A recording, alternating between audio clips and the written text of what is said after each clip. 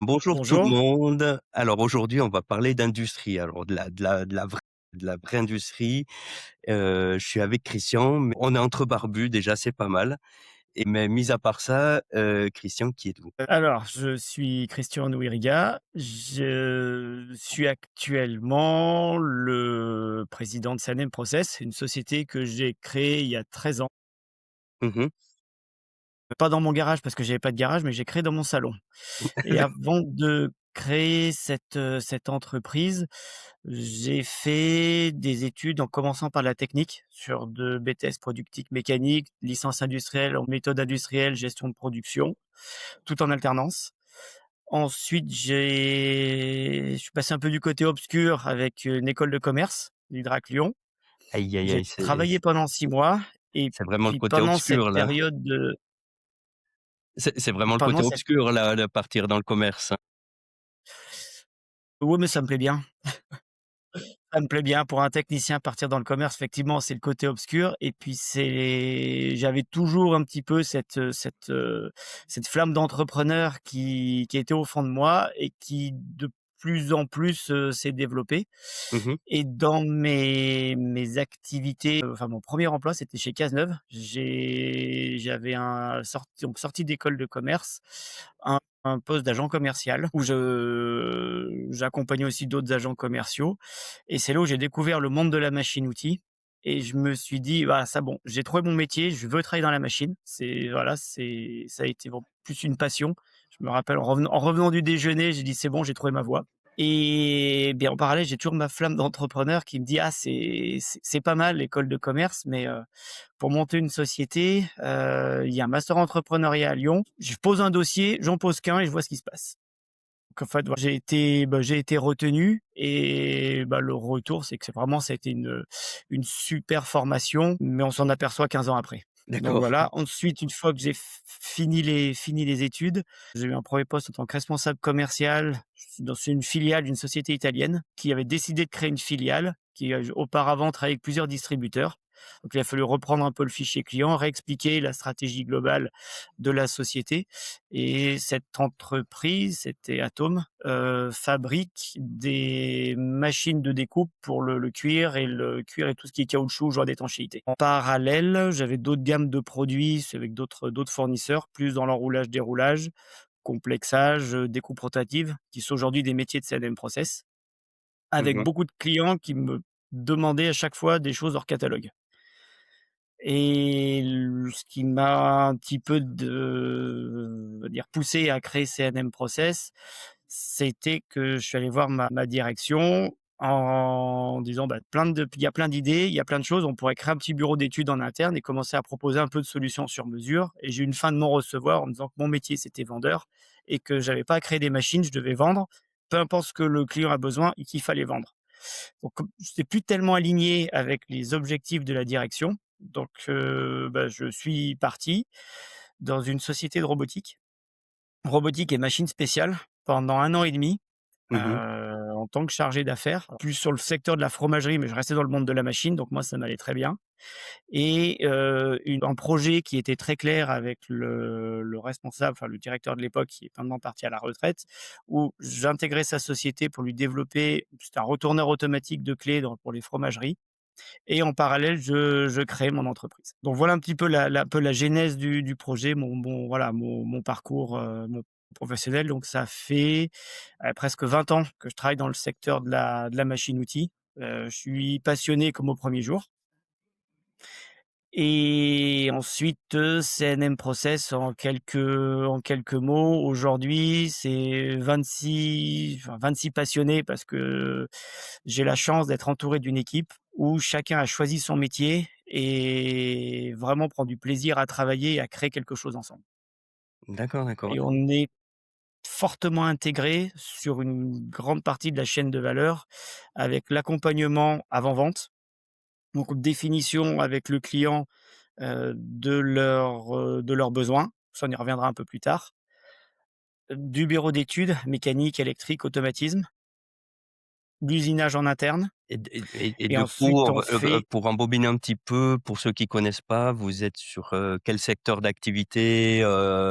Sur le secteur d'activité, CNM, on est des fabricants de machines. Nous Mmh. sommes spécialisés dans tout ce qui va être la transformation de matériaux souples et principalement sur des process d'enroulage, déroulage, découpe, complexage, contre-collage. Si on voit de façon très large, du moment où on a des matières en rouleau qui sont pas métalliques, on a des solutions techniques à proposer. C'est du tissu, c'est Du tissu, beaucoup de films adhésifs. On commence à d'accord. être, reconnus pour tout ce qui est adhésif, en grande lèse, industriel, Mmh. où on vient transformer des produits de 3M, Scapa, Nitto, voilà, Tesa pour pas les citer, mais ces grands fabricants d'adhésifs, on travaille avec des Ouais, distributeurs et nous on va équiper leurs distributeurs en machines de transformation. d'accord, ouais. Donc avec Voilà et des pour les contraintes réaliser, ouais, mécaniques, très particulières, quoi. on est sur une niche de marché, un Mmh. savoir-faire qui est très particulier, qui s'apprend pas à l'école. Ça s'apprend sur le terrain, Ouais, beaucoup d'essais-erreurs et on travaille des matières qui alors vivantes, moi j'aime pas ce mot-là parce que j'ai jamais vu un rouleau de tissu ou d'adhésif traverser un atelier, mais pour s'échapper peut-être, non? ouais, ou s'échapper ou sortir de la machine, ça je l'ai jamais vu. Et par contre des matières qui ont des comportements qui vont être fortement influencés par, une température, une hygrométrie, Ouais, des variabilités, notamment dans tout ce qui est mousse, parce qu'on travaille beaucoup sur de la mousse caoutchouc, des grandes variabilités au niveau de la production et au niveau de l'environnement. ouais, puis ça Donc, peut il y a coller au rouleau, des choses comme ça, quoi. où les élasticités, les allongements sont pas les mêmes, les Ouais, tacs sont pas les mêmes et dans la conception, ça oblige une grande agilité pour être capable de proposer une machine qui marche aussi bien l'été, l'hiver, enfin en toute saison. oui, forcément, ouais, ouais.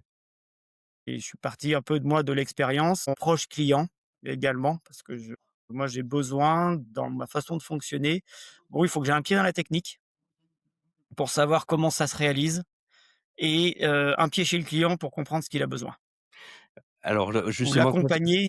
ça, c'est un point important, et qu'on voit pas toujours. Comme, vous disiez au départ, on a une solution et on cherche à la pousser.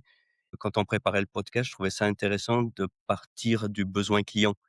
On va creuser ce qui est dit, puis ce qui est pas dit.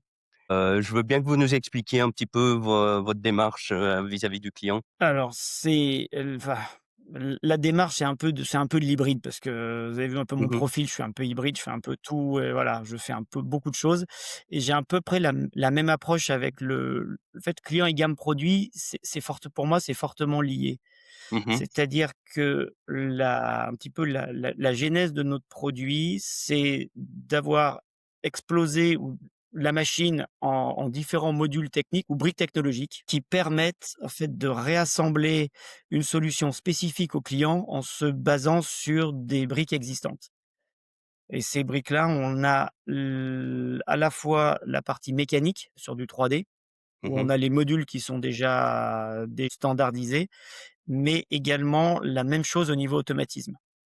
Donc le gros avantage, en interne pour CNM, ça va être de disposer de standards, éprouvés avec un retour marché et un retour utilisation qui maintenant de plusieurs années, avec des multiples évolutions. Là, on commence vraiment à stabiliser parce que, à fur et à mesure d'optimisation, il y a plus grand chose à faire. On a des Mmh. retours qui sont satisfaisants et de permettre à nos techniciens d'arriver sur une machine CNM et c'est une machine CNM. C'est pas, la machine qui a été faite par Pierre, la machine qui a été faite par Eric. On a un grand standard, tout en apportant une grande flexibilité au niveau client sur la disposition des modules et généralement, on va toujours repasser au bureau d'études, alors sauf dans le cas de 100 standard, mais on a toujours une phase de bureau d'études pour refaire un châssis, réintégrer les modules et faire les petits ajustements, spécifiques clients. Un des grands objectifs, ça va être de proposer au client une solution qui colle parfaitement à son besoin, sans qu'il soit obligé de partir sur des configurations existantes et d'avoir l'impression de dépenser plus d'argent que nécessaire. Oui, Ça, oui, oui. j'ai plusieurs fois eu les retours là-dessus. C'est un peu le meilleur des 2 mondes, où, à la fois pour vous, ça permet de standardiser un petit peu quand même, et en même temps de répondre à des besoins, spécifiques, quoi. C'est tout l'enjeu. Mmh. C'est justement tout l'enjeu de ce type de conception, ce qui n'est pas simple, hein, parce qu'on est entre de la production standardisée, de la production, au projet. Mmh mh. Arriver à mixer les 2 et faire vivre les 2 ensemble au niveau de l'organisation de la production, c'est vraiment pas évident. C'est un challenge quotidien. Mais par rapport aux clients, on arrive à se positionner en étant avec des tarifs qui sont légèrement supérieurs à de la machine standard, mais en apportant une valeur ajoutée, qui n'a pas de comparaison, au client. Voilà, plus un suivi et le client est sûr que par rapport à ses process ou la production qu'il doit faire, on aura une solution. Ouais, ouais, et est-ce que du Voilà. coup, il y a un peu comme dans le monde du jeu logiciel, des versions des différents modules ou quand ça évolue, en fait, c'est l'ensemble qui évolue? On est en constante évolution. Voilà, D'accord. l'approche un petit peu que nous on a, c'est on doit avoir une liste de développement qui soit au niveau logiciel, avec des librairies. Sur l'automatisme, très tôt, on a mis en place nos propres librairies qui intègrent nos blocs fonctions et on doit avoir, ouais, si c'est pas une version par mois, on n'en est pas loin, Et avec des versions mineures et des versions majeures. On se focalise pas forcément non plus sur le fait que ces versions soient compatibles avec les anciennes machines. Donc en fait, on fait une nouvelle version mmh mh. et un nouveau produit et chaque produit dispose de sa version. On a des montées de version, des montées d'indices, tout est suivi et quand on est sur des anciennes, générations de machines, ce qui commence à arriver, les premières dans ces gammes-là ont été faites 2018-2019. Les clients nous demandent du rétrofit parce qu'on a complètement changé, les interfaces homme-machine et également les performances simplement avec des blocs fonction automatisme. Alors justement, puisqu'on est parti sur le monde du logiciel, parce que aujourd'hui, c'est quelque chose, d'important où il y a beaucoup d'informations qui vient des machines. Alors il y a un mot un peu bullshit, que tout le monde utilise, c'est l'industrie 4.0. Mais, vous Oui, avez une certaine conception et je veux bien qu'on parle de ça. Pour vous, c'est quoi? On peut utiliser d'autres mots, hein, que 4.0. le vrai 4.0, c'est de la machine connectée et connectable. Mmh mh. Nous, ce que l'on a fait, c'est enfin ma vision, c'était que dans ce marché-là, il y a quelques gros, fournisseurs de MES qui contrôlent un petit peu le marché, qui imposent leurs protocoles. Mmh. Mais derrière, pour faire de la remontée d'infos d'une machine, ça reste très compliqué. On a aussi, dans notre cas, une spécificité, ça va être, comment je gère mes gammes de production et comment j'ai mon savoir-faire opérateur qui est à l'intérieur de la machine et pas non plus dans la tête de l'opérateur, en sachant que sur cette recette de production, je dois charger les matières d'une certaine façon, avoir un certain passage. Sur une autre production, le passage va être différent et l'idée, c'était de proposer un affichage qui permet d'intégrer au niveau machine la gamme de production dans la recette et notamment une représentation graphique de tous les passages des matières. Ça, c'est pas possible de le faire directement chez nous parce que le client a des configurations qui sont quasiment infinies. Donc on a développé avec, un partenaire qui maintenant est devenu filiale, qui sont spécialisés en électronique plus, soft embarqué, un boîtier qui est l'UEC Automation, qui permet plusieurs choses. Il lui permet de se connecter à un automate ou des automates, de gérer un affichage, que ça soit affichage, machine, affichage bord de ligne, de la duplication d'écran, connexion à distance, mais sur réseau interne client ou connexion à distance par VPN et également de faire une remontée d'informations avec des modules de statistiques qui permettent, par exemple, au scan d'un OF de charger la recette de production. L'opérateur va voir sur son écran les bobines qu'il doit charger, l'ordre de chargement et le passage dans tous les rouleaux. Et ça, les techniciens, méthode ont les accès et sont capables de réaliser de redessiner les parcours outils pour pouvoir ajuster et coller au mieux à la réalité. Ça veut dire qu'il y a eu un gros travail sur l'interface, homme-machine? Il y a un travail énorme sur l'interface Ouais. homme-machine. Quand on est dans l'industrie, moi, ce que j'ai toujours comparé, j'ai fait aujourd'hui, tout le monde a un smartphone dans les mains. On a perdu la notion de latence. Donc en fait, on appuie, c'est extrêmement réactif Mmh. et on se retrouve sur des machines industrielles avec des pupitres d'ancienne génération. Souvent, on appuie, on compte quelques secondes pour que ça rafraîchisse les pages et on reste aussi sur des designs qui sont très vieillots, des logiciels où on doit compiler le programme, l'envoyer dans l'afficheur. S'il faut faire des modifications, c'est compliqué. Et là, la solution que nous, on propose est basée sur une solution 100% web et tout se fait de façon dynamique. Donc, on peut être connecté multi-utilisateurs, un qui modifie l'affichage, l'autre qui va travailler dessus, un qui gère les recettes. On est vraiment très, très ouvert. Et puis, partie aussi tout ce qui est collecte de données, on peut suivre dans le temps, par exemple, une évolution de température sur des rouleaux chauffants ou des thermocolleuses, avoir des profils de température et s'assurer que par rapport à la recette, la machine a bien exécuté, ce qu'on lui a demandé de faire. D'accord.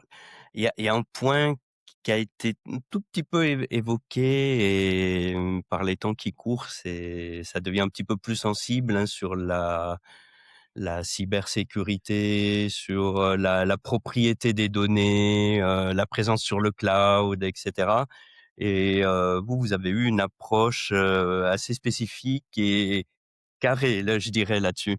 L'approche au final, c'est bah, parce que moi j'aime pas que mes données, de mes machines partent à l'extérieur, donc je pars du Mmh mh. principe que c'est la même chose pour les clients. Donc on a nous une solution qui est 0% cloud. Voilà, il y a pas de cloud. On n'en D'accord. propose pas. Donc la donnée qui est générée par la machine reste, propriété du client. Il en Mmh fait mh. ce qu'il veut. Et notre approche dans le 4.0, ce n'est pas l'analyse de données, parce que ça pour moi, c'est un autre métier, un autre savoir-faire, Mmh mais mh. c'est d'être capable de collecter, la donnée que l'on souhaite, une donnée qui est pertinente, qui est propre et ensuite générer des fichiers pour, permettre de justement exploiter ces données ou alors faire un archivage de ces données en cas de réclamation au niveau production. Voilà, donc là Ah, il y a pas de question réglementaire dans ce type de production où il faut garder des historiques, non? Nos réglementaires, après, ça va être les normes. Non? Ça, on l'a de plus en plus Ouais. quand on va travailler automobile ou aéronautique, où on va demander Aéronautique, ouais. d'enregistrer, Mmh. en fait, j'ai une recette, j'ai un OF, une Mmh mh. recette de production et des paramètres et moi, je veux historiser la totalité de ces informations. Donc nous, notre machine permet de le faire.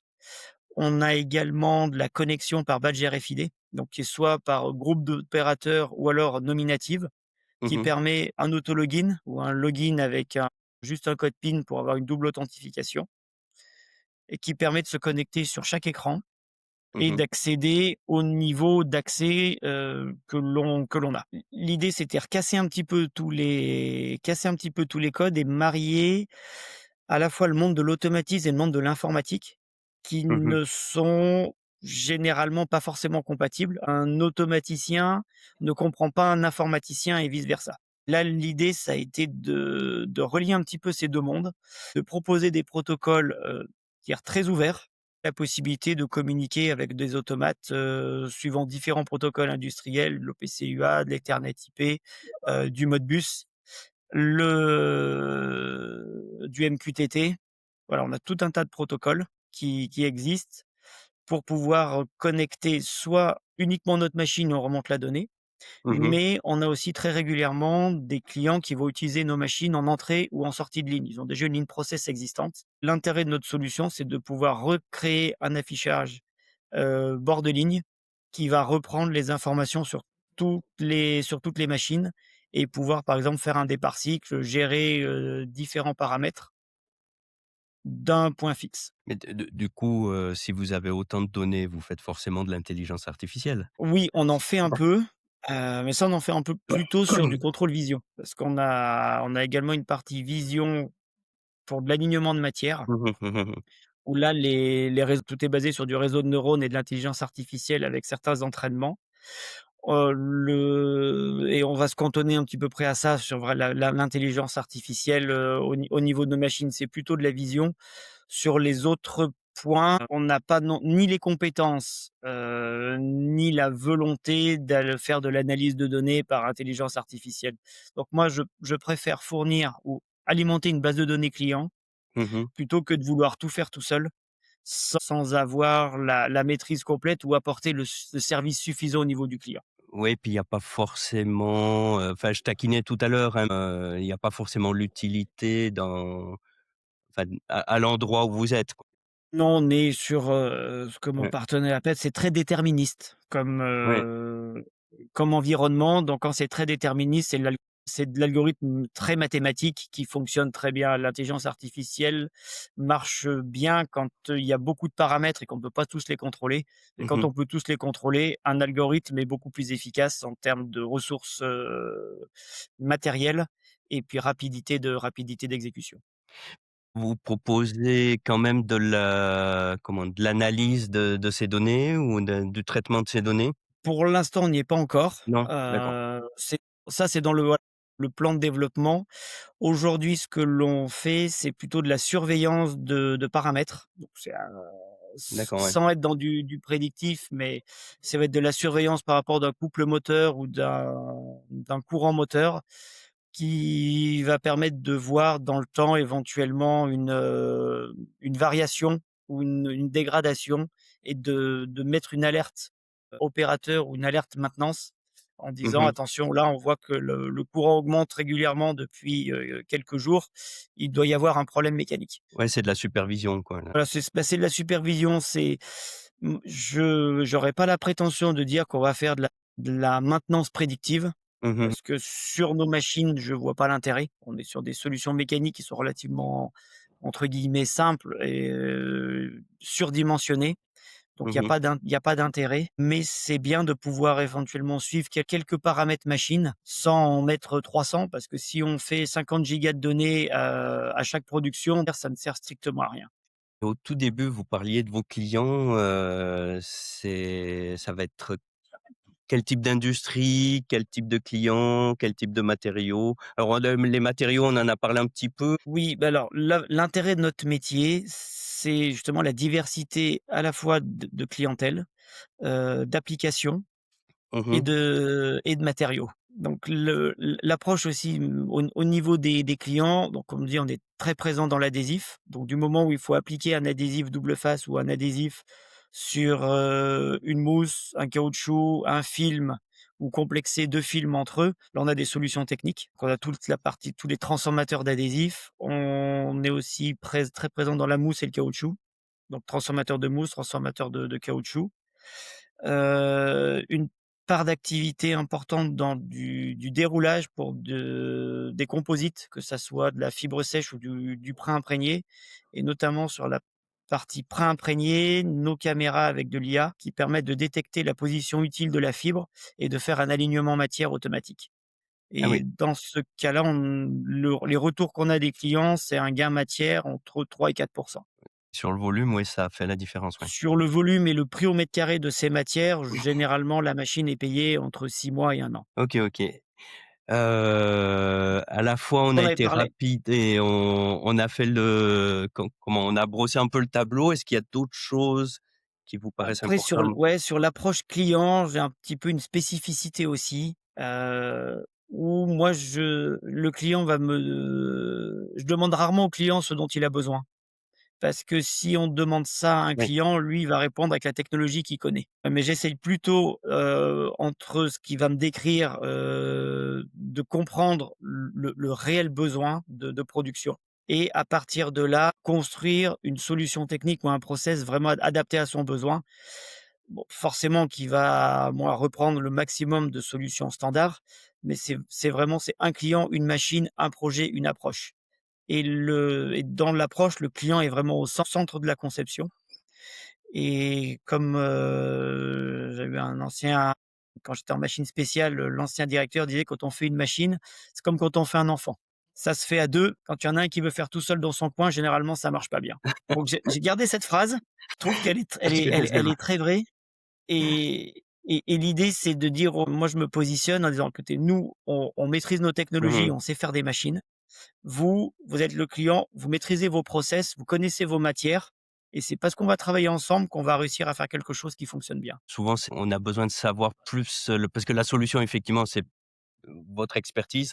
Par contre, le client, lui, va être capable de décrire, bah, sa problématique, comment ça fonctionne et cetera. Il va connaître aussi des pré-recettes de ce qui fonctionne, ce qui ne fonctionne pas parce qu'ils ont déjà d'autres machines, ils ont déjà fait des essais, Mmh mh. ils ont une meilleure maîtrise technique de la matière que nous et ensuite c'est en travaillant ensemble et en transparence qu'on va arriver à avoir les meilleurs, voilà, les meilleurs résultats.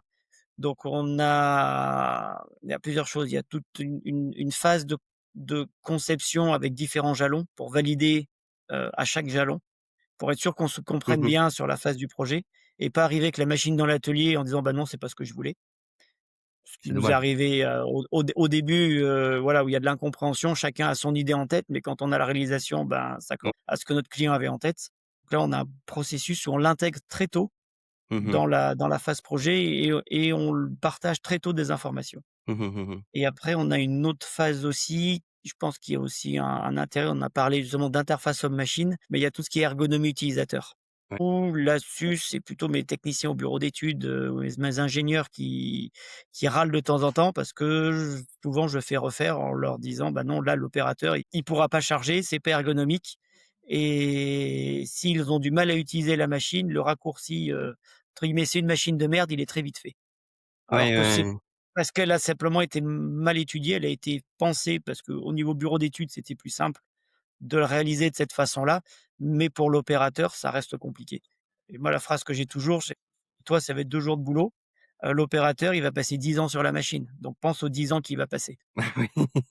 Oui, oui, c'est comme quand on court un marathon, le petit frottement à la fin, il fait saigner, quoi, hein. Voilà, c'est ça et c'est les petits irritants, en réussissant à travailler pour supprimer tous ces petits irritants.